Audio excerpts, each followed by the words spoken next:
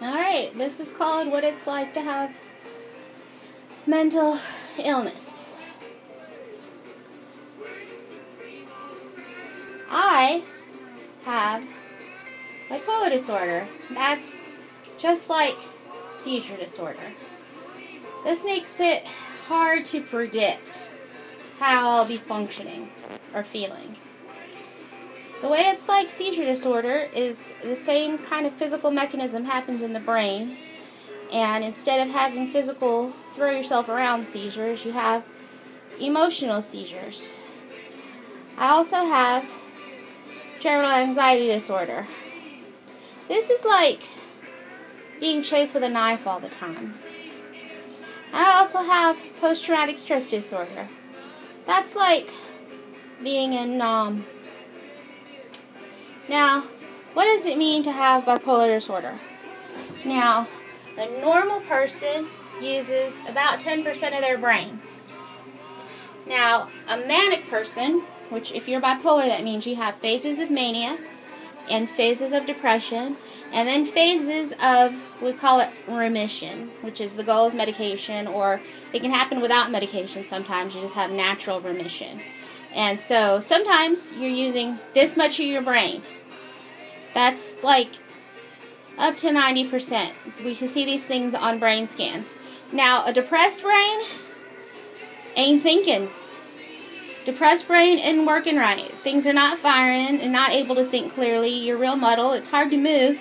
And, I mean, yeah, that's how come people who are depressed end up killing themselves. They can't really think like there's anything better to do.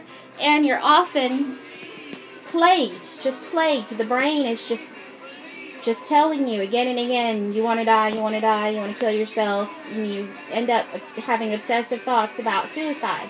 You don't like that. Manic brain, you have obsessive thoughts about everything until you get them out. You might be in the bathtub and have to run it all on dry erase on the bathtub wall because you're manic. That's how I feel now.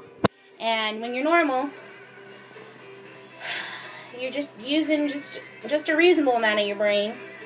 And that's the goal of medication. It's not too much. There's nothing forced or pushed. It's comfortable. It's a comfortable use of your brain. I know.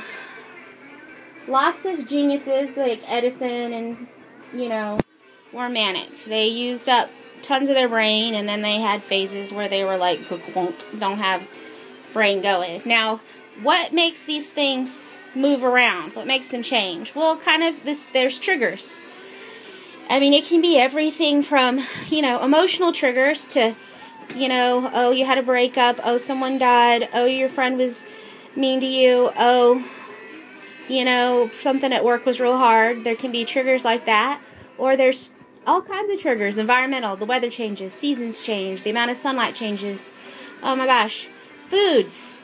I mean, there are lots of various kinds of triggers that can make the brain start seizing and having seizures, just like in physical seizures. Now, what is on the wall that I need to say?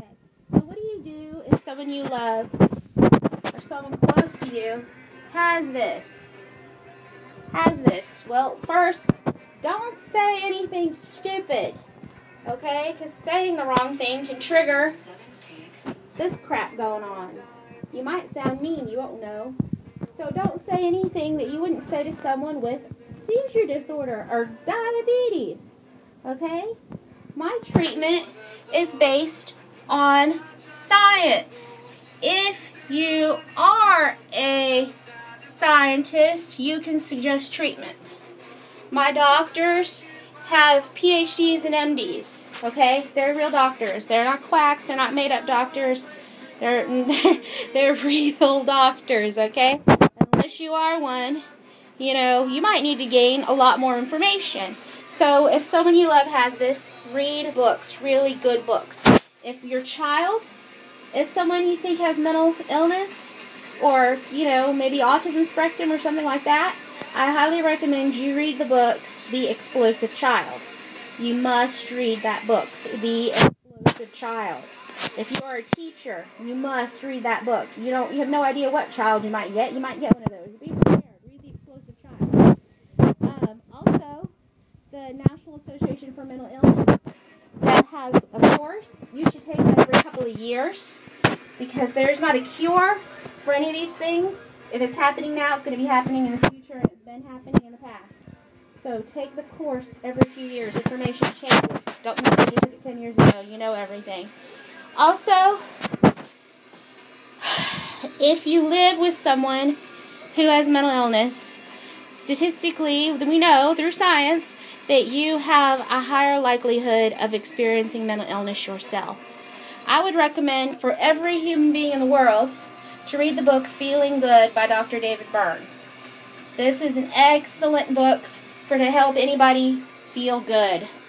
Okay, it's cognitive therapy. It's what it is. Cognitive distortion. I don't know, it's therapy. Okay, you need that for yourself because of your increased risk of mental illness. Because someone you love has what it's like to have mental illness.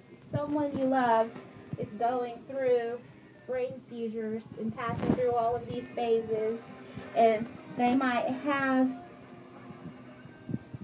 bipolar. That's like having emotional seizures, or they might have anxiety.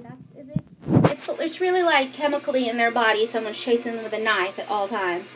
Or they could have post-traumatic stress disorder. You don't know. Someone you love is currently in Nam, and the war's going on. I love you. You can make it through this.